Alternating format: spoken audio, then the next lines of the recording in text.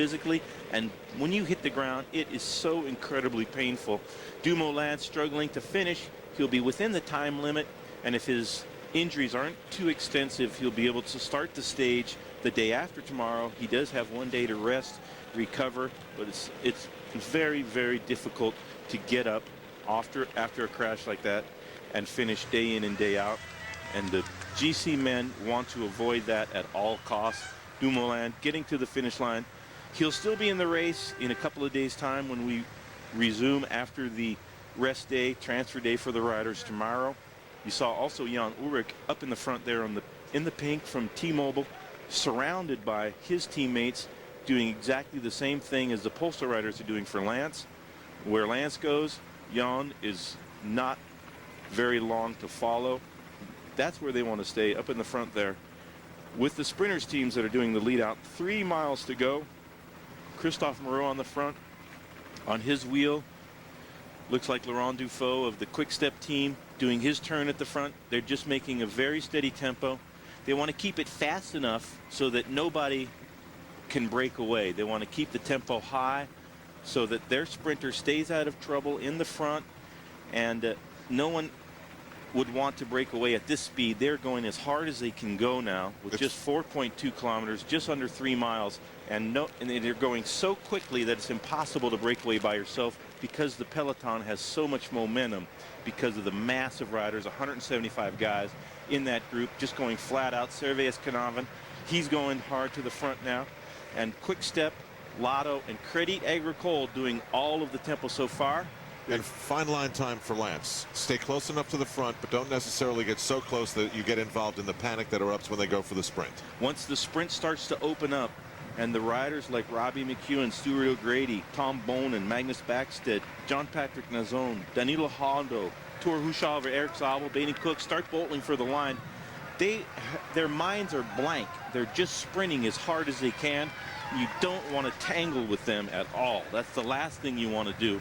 So what Lance and his teammates have devised is a strategy whereby you go to about 4 or 5 kilometers to go, and once the sprint starts, you start to drift back. Now that's been very effective in years past, but it hasn't worked out that well this year because they've had crashes even mid-pack, front of the pack, back of the pack, as close as 1 kilometer from the finish line. So I think Postal will stay a little bit closer to the front for a little bit longer in the stage. It's Matthias Kessler there in the champion of Germany's jersey, the white jersey with the red and black stripes across the chest. Long line of bikers, very fast tempo at the front. If there is a crash and a gap opens up and you're this far back, it's almost impossible to catch the peloton before the finish line. That's the risk you run by staying in the back right here. So if you want to be a GC man, the pressure is on to stay at the front day in and day out. We'll take a break on OLN. Back right after this. Back to the broadcast booth with Phil Liggett and Paul Sherwen. 3 kilometers to go now for the whole field that's surviving in today's stage of the Tour de France. David Bramati continues. Cloden here looking over at his teammates to see the gaps are forming there because 1 or 2 riders beginning to bottle out now on these slippery road surfaces. They know that the sprinters are forcing their way to the front.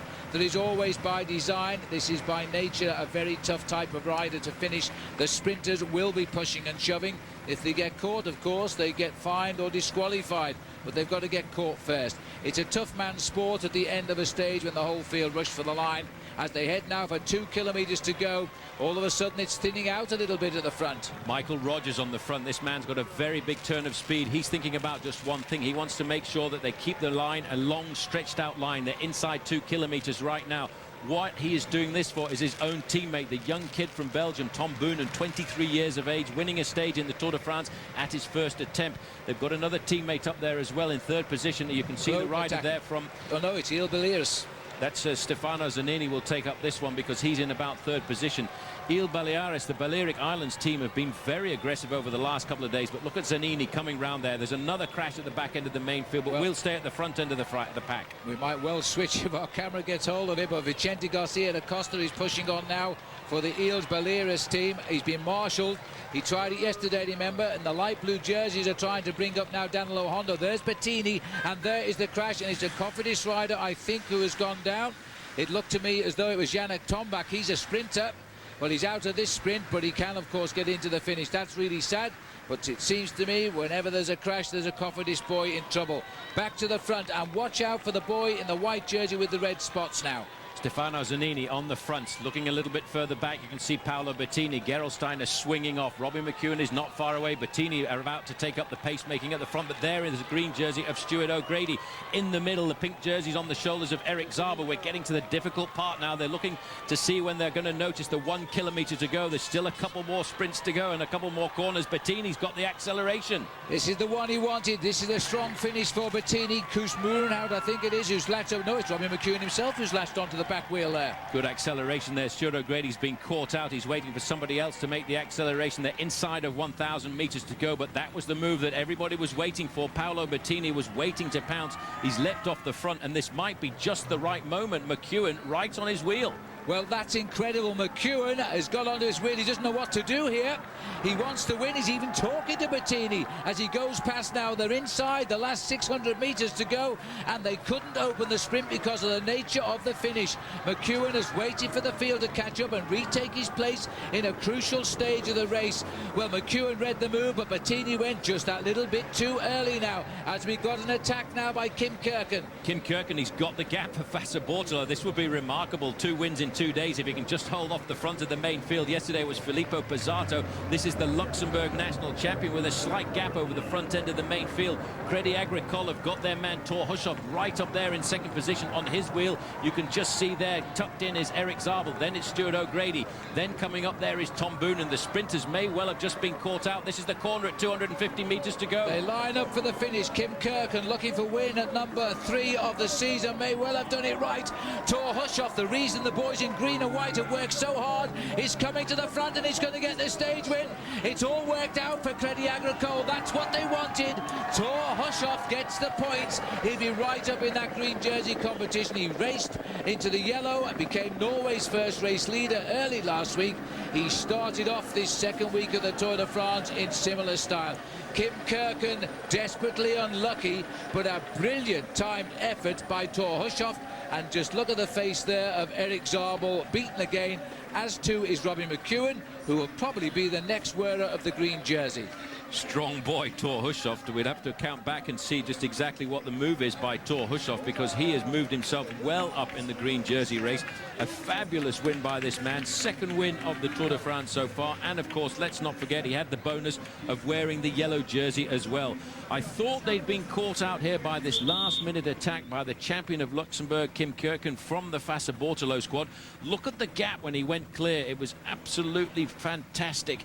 But in the acceleration coming around, you've got to have a lot of confidence as a sprinter, Phil, to open up the gap like this over the last 200 metres. And Robbie McEwen was not too far away from his wheel, but that is a very seriously easy win for Thor Hushovd of Norway. Win number 2 at the Tour.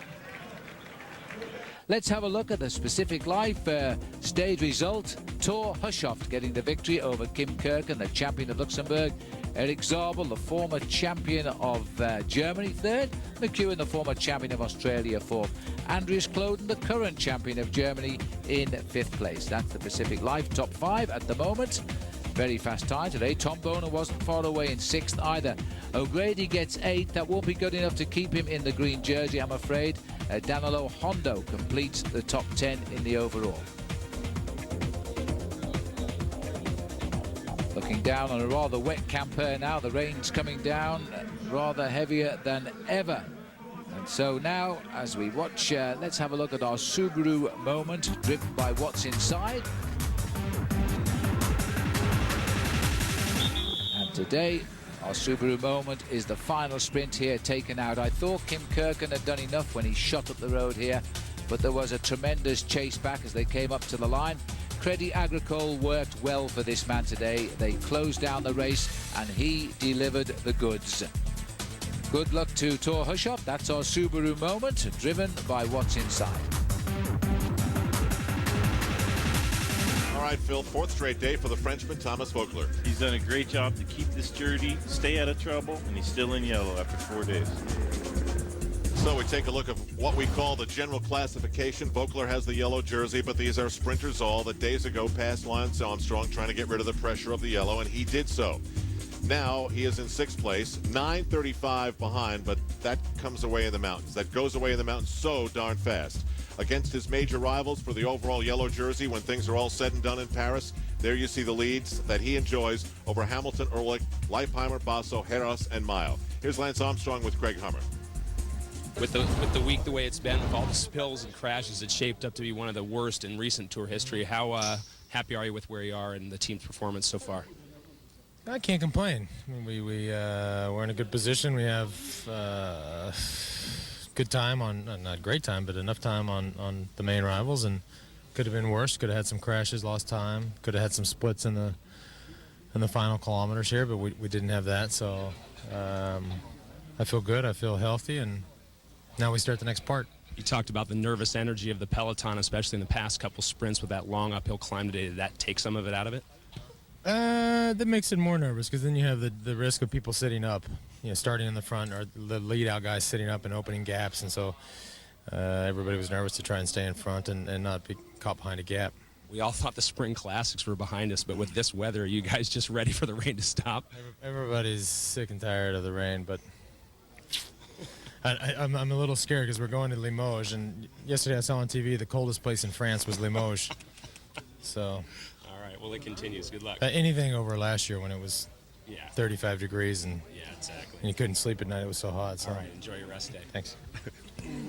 That's 35 degrees centigrade. A year ago, when so many people in Europe were literally dying from the heat, and I guess you would rather have this. And it's interesting. Everything is about the strategy and how much he has left.